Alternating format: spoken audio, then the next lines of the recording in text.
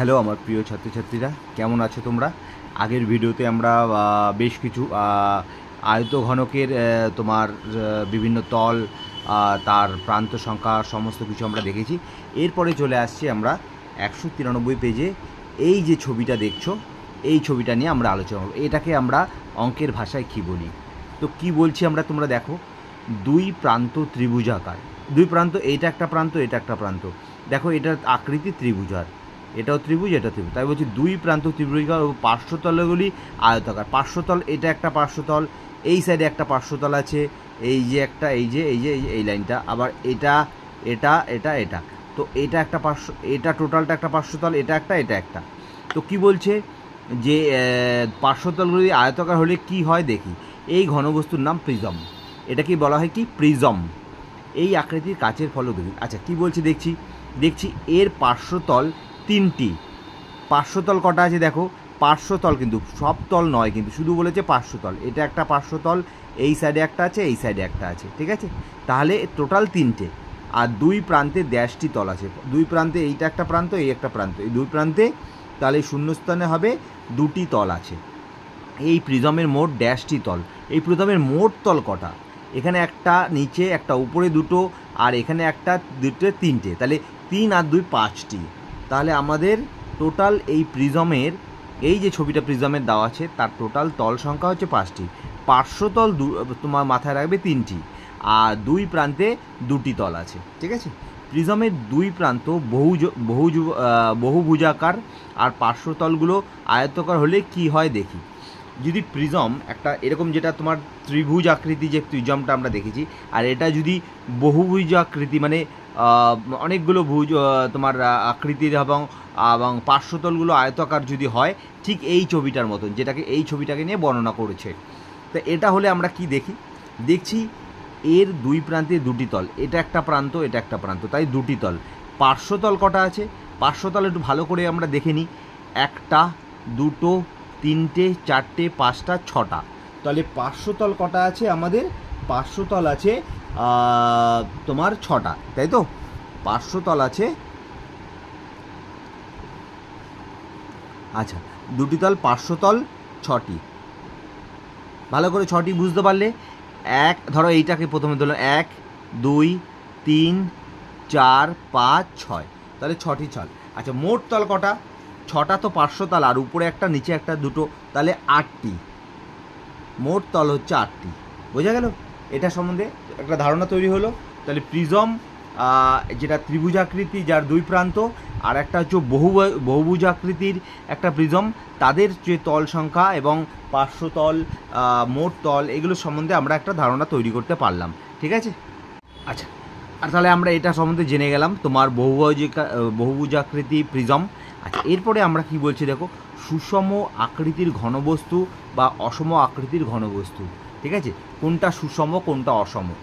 আচ্ছা, ইট, বই, বল, আইসক্রিম, কোন, কৌটো, তারপরে ফাঁপা নল ইত্যাদি ঘনবস্তু সুষম আকৃতি। মানে এগুলোর সুষম আকৃতি বলতে কী বোঝাচ্ছে? এগুলোর নির্দিষ্ট একটা আকৃতি আছে, তাই জন্য এগুলোকে বলা হয় সুষম আকৃতি।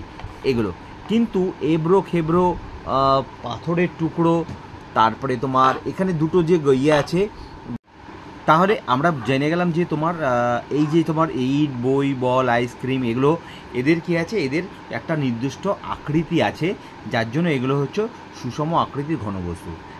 কিন্তু এবড়ো খেবড়ো পাথরের টুকরো, তারপরে তোমার ধরো গাছের গুঁড়ি, গাছের একটা গুঁড়ি যদি আমরা বলি, গাছের, এখানে গুঁড়িটা লিখে দিলাম উপরে, গাছের গুঁড়ি, তারপরে তোমার মাটির ঢেলা, ধরো একটা, এখানে ধরো আমরা লিখলাম মাটির ঢেলা, ঠিক আছে? মাটির ঢেলা, মেঘ ইত্যাদি ঘনবস্তু অসম আকৃতির ঘনবস্তু, মানে এদের কোনো নিজস্ব কোনো আকৃতি নেই, যার জন্য এগুলোকে বলা হচ্ছে, এই সমস্ত আকৃতির ঘনবস্তুকে বলা হচ্ছে অসম আকৃতির ঘনবস্তু। বোঝা গেল? আচ্ছা এরপরে আমাদের একটা সুন্দর একটা তোমাদের এখানে কিছু অপশানেবল, মানে কুইজ টাইপের কোয়েশ্চেন আছে, অপশানেবল আছে, অনেক অপশান আছে, তার মধ্যে তো সঠিক উত্তরটি তোমাদেরকে বেছে নিতে হবে। ফার্স্ট কি বলছে, ঘনক একটি বিশেষ ধরনের বেলন শঙ্কু, আয়তঘনক, গোলক। তাহলে ঘনক যদি হয়, ঘনক একটা কি হবে, ঘনক একটা এক ধরনের আয়তঘন, ঠিক আছে।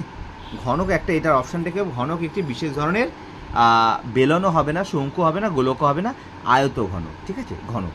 আচ্ছা, এরপরে বলো টোপরের আকৃতি। টোপরটা আমরা আগেও পড়েছি, টোপরের আকৃতি পিরামিড, শঙ্কু, প্রিজম, গোলক এর মতো। কোন কিসের মতন হবে বলো? টোপরের আকৃতি হচ্ছে শঙ্কু, আমরা পড়েছি শঙ্কুর মতন, ঠিক আছে, শঙ্কু। আচ্ছা, ঘনবস্তুর মাত্রা কি আছে? 3, 1, 0, 2। আচ্ছা, ঘনবস্তু আমরা একদম প্রথম পেজে পড়েছিলাম। তোমরা যদি ভিডিওগুলো যদি কারো যদি ফট করে নতুন কেউ আমার এই চ্যানেলে এসে যদি এই ভিডিওটা দেখো, তাহলে আমি বলবো একটু ব্যাকের দিকে চলে যাবে, দেখবে আমাদের প্রথম দিকে এই ঘনবস্তু সম্বন্ধে যখন আমরা দিয়েছি, সমস্ত বিষয় সম্বন্ধে আমরা বলেছি, তখন আমরা জেনেছি যে ঘনবস্তুর মাত্রা হচ্ছে 3টি। 3, 1ও নয়, 0ও নয়, 2ও নয়। কেন ঘনবস্তুর মাত্রা 3? একটা যদি তোমরা বলো, আমি তবে জাস্ট শর্টে একটা বলে দিচ্ছি যে ঘনবস্তুর উচ্চতা আছে, দৈর্ঘ্য আছে, প্রস্থ আছে। তাহলে এই দৈর্ঘ্য, প্রস্থ, উচ্চতা এই তিনটে, এই জন্য বলেছে ঘনবস্তুর মাত্রা 3, ঠিক আছে। আচ্ছা, একটি আয়তঘন হলো জলের পাইপ, পেন্সিল, বাক্স, মার্বেল। আয়তঘনক আমরা কিন্তু পড়েছি, জাস্ট এর আগের ভিডিওতে আমরা দেখেছি আয়তঘনক কাকে বলে, যেটার তোমার যার মানে আয়তক্ষেত্রের যার পার্শ্বতলগুলো আয়তকারের মানে আয়তক্ষেত্রের মতন আকৃতি, সেগুলোকে আমরা বলেছি আয়তঘন। এবং সেই আয়তঘনর মধ্যে যদি তুমি এই যে উদাহরণগুলো আমরা দেখলাম, হলো যে জলের পাইপ, সেটা কোনোভাবে আমরা পেন্সিল, সেটাও সম্ভব না, বাক্স সম্ভব, বাক্সটাই হচ্ছে একমাত্র উত্তর, মার্বেলও নয়, মার্বেল গোলাকৃতি, ঠিক আছে। আচ্ছা, এরপরে হচ্ছে একটি থামের আকৃতি। থাম বুঝতে পেরেছো? তুমি দেখবে যখন রাস্তার মধ্যে বড় বড় থামগুলো থাকে, সেগুলোর আকৃতি কীরকম হবে, ভালো করে চিন্তা করো যে একটি থামের আকৃতি কীরকম হবে। একটি থামের আকৃতি চোং, ঘনকও হবে না, শঙ্কু হবে না, গোলকও হবে না, থামের আকৃতি হবে চোঙের মতন একটা করে থাম থাকে, ঠিক আছে। আচ্ছা, লুডুর ছক্কার আকৃতি ঘনক, শঙ্কু, গোলক, চোং। আচ্ছা, লুডুর ছক্কা আকৃতি আমরা ভালো মতন পড়েছি, আগেও দেখেছি, আগের ভিডিওতে তোমরা একটু ভালো করে দেখে নেবে যে লুডুর ছক্কার আকৃতি আমরা কি জানি, হচ্ছে ঘনক, ঠিক আছে। শঙ্কু, এটা কোন জায়গাটা দাগ দিলাম, 5টা তো হয়ে গেছে। লুডুর ছক্কার আকৃতি হচ্ছে ঘনক, ঠিক আছে, এটা কিছু নয়, এটা মাথায় রাখবে, এটা কিছু নয়, এটা বা আগেরটা খেয়াল করতে হবে, এটা হয়ে গেছে। তো লুডুর ছক্কার আকৃতি হচ্ছে ঘনক। আচ্ছা, আয়তঘন একটি বিশেষ ধরনের প্রিজম, পিরামিড, চোং, শঙ্কু। আয়তঘনক বলছে একটা প্রিজম, পিরামিড, চোং বা শঙ্কু। তাহলে কি হতে পারে বলো? প্রিজম। আয়তঘনক হচ্ছে প্রিজম। আমরা আয়তঘনক এই আগে যখন পড়েছি, দেখো এটা একটা প্রিজম, এটার পার্শ্বতলগুলো কিন্তু সব আয়তঘনক ছিল, তাই জন্য এটাকে আমরা কি বলি, আয়তঘনক আয়তঘনক একটি বিশেষ ধরনের প্রিজম। আচ্ছা, শঙ্কুর তলদেশ বৃত্তাকার। শঙ্কুটা একটা চিন্তা করো, একটা ছবি যদি চিন্তা করো, তোমাদেরকে আমরা জাস্ট একটু একেই দেখিয়ে দিই। ধরো শঙ্কু, এই যে শঙ্কু যদি এটা ধরো এটা যদি একটা টোপরকে আমরা শঙ্কু ধরেছি, তো এর তলদেশটা কীরকম থাকে? গোলাকৃতি, তাই তো, এর তলদেশ থাকে তাহলে গোলাকৃতি। তাহলে এখানে কি বলেছে? শঙ্কুর তলদেশ বৃত্তাকার, ত্রিভুজাকার, বর্গাকার, আয়তাকার, তাহলে এটা হবে বৃত্তাকার। বোঝা গেল? এটা হবে বৃত্তাকার। আচ্ছা, তারপরে আমাদের কি আছে? তারপরে লাস্ট আছে আমাদের, দেখে নাও, লাস্ট যেটা আছে সেটা হচ্ছে চোঙের বক্রতল 1টি, 2টি, 3টি, 4টি। চোং বলতে আমরা ধরো এটাকে যদি আমরা একটা চোং ধরি, এটাকে চোং, এই যে চোং, এর বক্রতল কটা? তাহলে একটাই। হ্যাঁ, তাহলে চোঙের বক্রতল আমরা এখানে কি জানবো? চোঙের বক্রতল একটা, ঠিক আছে। তাহলে আমাদের এই পেজে যে সমস্ত অঙ্কগুলো ছিল সেগুলো সম্বন্ধে আমরা ভালো করে জানলাম, তো আরও শিখলাম, আরও আমরা নতুন নতুন অঙ্ক আরও নিয়ে আসবো তোমাদের কাছে। বাট তোমাদের একটাই আমার তোমাদের কাছে অনুরোধ থাকবে, যারা আমাদের চ্যানেলে নতুন এসেছো, তাদেরকে একটাই কথা বলবো যে চ্যানেলটিকে সাবস্ক্রাইব করে নাও। তোমরা আরও নতুন নতুন অঙ্ক সম্বন্ধে আমরা ধারণা দেব এবং নতুন নতুন অঙ্ক শিখতে পারবে। এবং তোমরা যদি চ্যানেলটিকে সাবস্ক্রাইব করে যদি বেল আইকনটাকে প্রেস করে দাও, তাহলে এই অঙ্কের যে সমস্ত ভিডিওগুলো আমরা তোমাদের কাছে আমরা আপলোড করব, তখন কিন্তু তার নোটিফিকেশান তোমাদের কাছে খুব শীঘ্রই তোমাদের কাছে পৌঁছে যাবে। ঠিক আছে, এরকম সুন্দর সুন্দর অঙ্ক তোমাদেরকে শিখতে হলে আমাদের চ্যানেলটিকে কিন্তু অবশ্যই সাবস্ক্রাইব করতে হবে। এবং আমি চাইবো তোমরা আমার পাশে থাকবে। কোনো রকম অঙ্কের কোনো রকম ভুল ভ্রান্তি কোনো রকম বুঝতে না পারলে আমাকে ডেফিনেটলি তোমরা মেসেজ করো। তোমরা ওই আমাদের চ্যানেলে গিয়ে তোমরা মেসেজ করতে পারো। আমি যথাসাধ্য তোমাদের প্রবলেমের যে উত্তর দেওয়ার আমি যথাসাধ্য চেষ্টা করব। ঠিক আছে, চলো এরপরে আমরা দেখি নতুন আর কিছু অঙ্ক করা যায় কি। আচ্ছা, এরপরে আমরা চলে আসলাম তারপরের পেজে 194 পেজে। 194 পেজে কিছু ছবি দেওয়া আছে। এগুলোদের যে যে আকৃতির আছে সেই ধরনের আকৃতি দিয়ে আমাদের নামকরণ করতে হবে। ঠিক আছে, আচ্ছা প্রথমেই দেখি গ্লাস অনেকটা চোঙের আকৃতির কাছাকাছি, এটা বলে দিয়েছে তোমাকে, গ্লাস অনেকটা চোঙের আকৃতির কাছাকাছি। আচ্ছা, এটা একটা বাটি। বাটিটার আকৃতি আমরা আগে প্রথমে পড়েছি আমাদের অঙ্কতে, তোমরা ভালো করেই দেখেছো, যেখানে আমরা বলেছিলাম এটা হচ্ছে অর্ধগোলক আকৃতি। হ্যাঁ, বাটিটা একটা আমাদের কি হচ্ছে অর্ধগোলক আকৃতি। এখানে লেখাটা পুরোটা ধরবে না, তাই আমরা এখানে লিখে দিলাম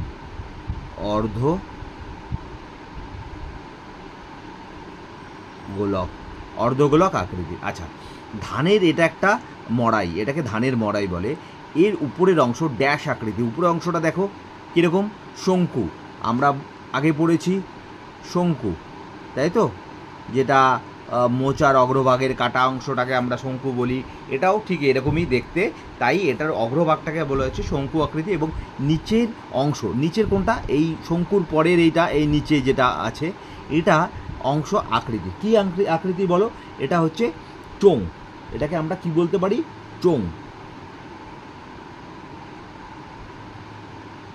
চোঙ আকৃতি। আচ্ছা, মুখ খোলা টিন ড্যাশ আকৃতি। মুখ খোলা টিন, এটাকে টোটালটা দিক থেকে আয়ত ঘনক, তাই তো, আমরা এটা কী কী ধরা হচ্ছে আয়ত ঘনক। আমরা আগে পড়েছি আয়ত ঘনক কীরকম,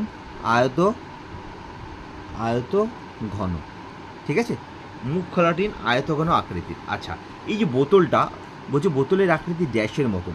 বোতলের আকৃতি অনেকটা দেখো, অনেকটা কীরকম শঙ্কু টাইপের, তাই না, এরকম টাইপের। এই যে এরকমভাবে তোমার হয়েছে, যেটা এই উপরের অংশটা যেরকম তোমার এই ধানের মড়াইয়ের উপরের অংশটা যেরকম, বোতলটাও ঠিক সেরকমই ওরকম আকৃতি, তাই জন্য বোতলের আকৃতি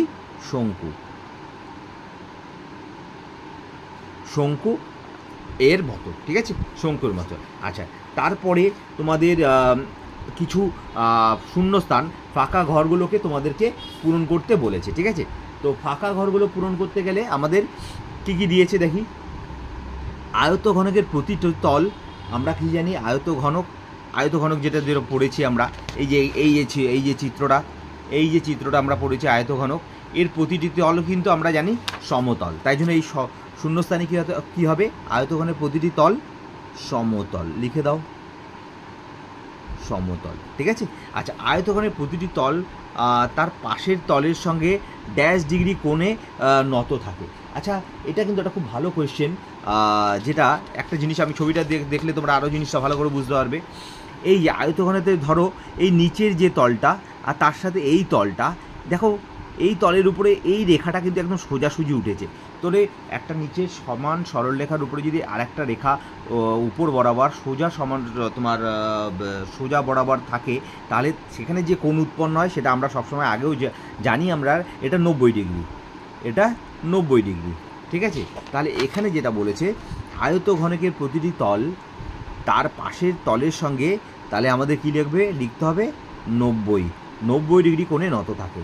ঠিক আছে, বোঝা গেল। আচ্ছা, পরেরটা কি বলেছে, ঘনকের প্রতিটি তল ড্যাশ, ঘনকের প্রতিটি তল মাথায় রাখতে হবে সমতল। আমরা জানি কোনো তলই কিন্তু বক্রতল নয়, তাই এখানে আমাদের লিখতে হবে সমতল। ঠিক আছে, আচ্ছা, ঘনকের দুটি উদাহরণ আমরা কি বলতে পারি, আমরা ঘনকের দুটি উদাহরণ বলতে পারি। ধরো দেশলাই বাক্স,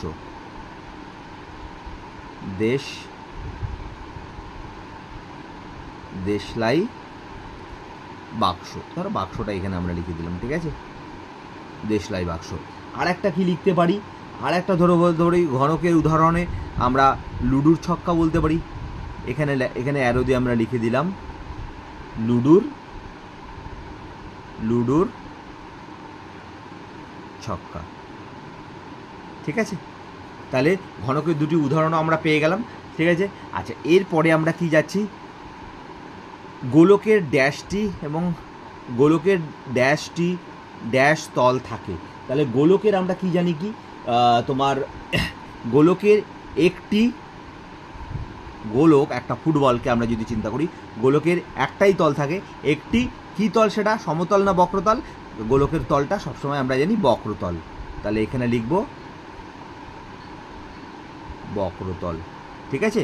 তাহলে বক্রতল, আচ্ছা এখানে বক্র লিখলেই হতো, এখানে তল তো লেখাই আছে, যে গোলকের একটি বক্রতল আছে।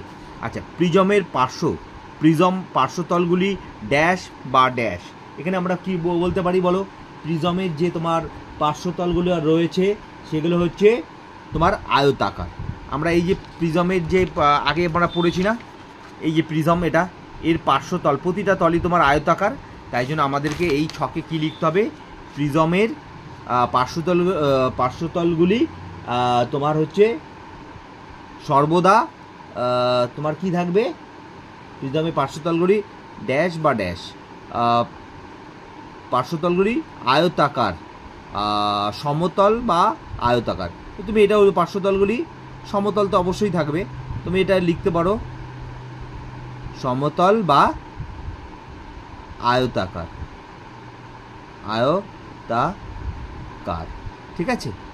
সমতল হচ্ছে প্রিজমের পার্শ্বতলগুলি দুটো দিয়েছে, তাই জন্য আমরা ওটা সমতল বা আয়তাকার এটা লিখতে পারি, ঠিক আছে।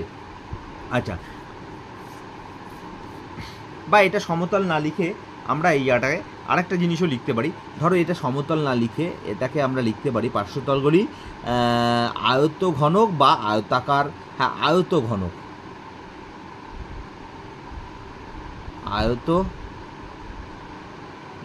বা আয়তাকার, ঠিক আছে। আচ্ছা, পিরামিডের পার্শ্বতলগুলি সর্বদা ড্যাশ হবে। পিরামিডের পার্শ্বতলগুলি কি হবে আমাদের বলো? পিরামিডের পার্শ্বগুলি সর্বদা, পিরামিড আমরা চিন্তা করি, এখানে চিন্তা করো, ছবিটা চিন্তা করো, এই যে পিরামিড এর পার্শ্বতলগুলো, এইটা একটা পার্শ্বতল, এটা একটা সব সম্পর্কে কী হবে, এটা ত্রিভুজ আকার, ঠিক আছে। পিরামিডের পার্শ্বতলগুলি সর্বদা এখানে হবে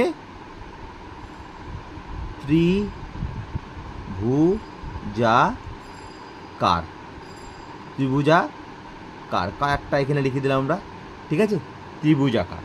আচ্ছা, এরপরে কি হচ্ছে, গ্লাস একটি ড্যাশ ঘনবস্তু। তাহলে গ্লাস কি হবে? গ্লাস একটি অসম ঘনবস্তু, কারণ গ্লাসটা কিন্তু অসম ঘনবস্তু। হ্যাঁ, গ্লাসটা একটা অসম ঘনবস্তু।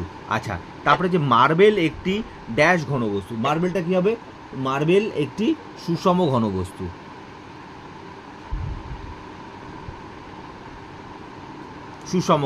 ঠিক আছে। গোলকের ড্যাশ মাত্রা আছে। গোলকের কি মাত্রা আছে? গোলকের একটাই মাত্রা। গোলকের তার হাজার একটা মাত্রা না, গোলকের একটাই মাত্রা, ঠিক আছে, বোঝা গেল। তাহলে এই যে শূন্যস্থানগুলো আমাদের আছে আমরা কিন্তু পরপর শিখে নিলাম। তো আমার মনে হয় না তোমাদেরকে আর কোনো অসুবিধা হবে। তো তোমরা খুব সুন্দরভাবেই এরকম টাইপের কোনো শূন্যস্থান যদি তোমাদেরকে দিয়ে থাকে তাহলে তোমরা খুবই সুন্দরভাবেই তোমরা লিখতে পারবে।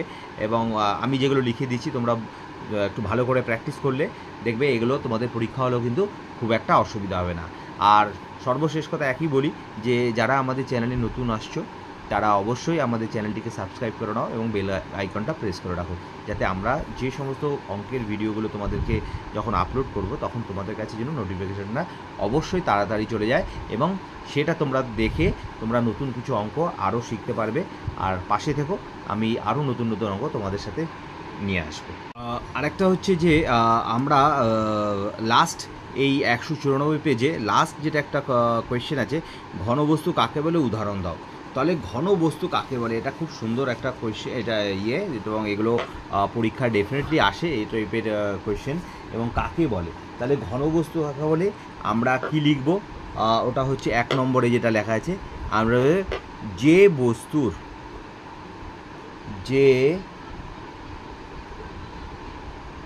বস্তুর দৈর্ঘ্য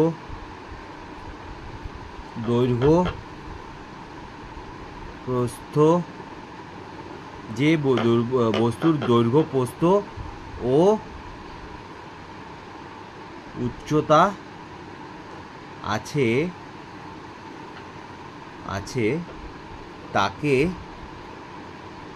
তাকে কি বলে? তাকে বলে ঘনবস্তু। ঠিক আছে, বোঝা গেল? তাহলে যে বস্তুর দৈর্ঘ্য প্রস্থ ও উচ্চতা আছে তাকে বলে ঘনবস্তু। আচ্ছা, ঘনবস্তুর উদাহরণ তো আমরা দিতে পারি, যে অনেকগুলো বলতে পারি। যে উদাহরণ কি হতে পারে? উদাহরণ কি হতে পারে? ইট,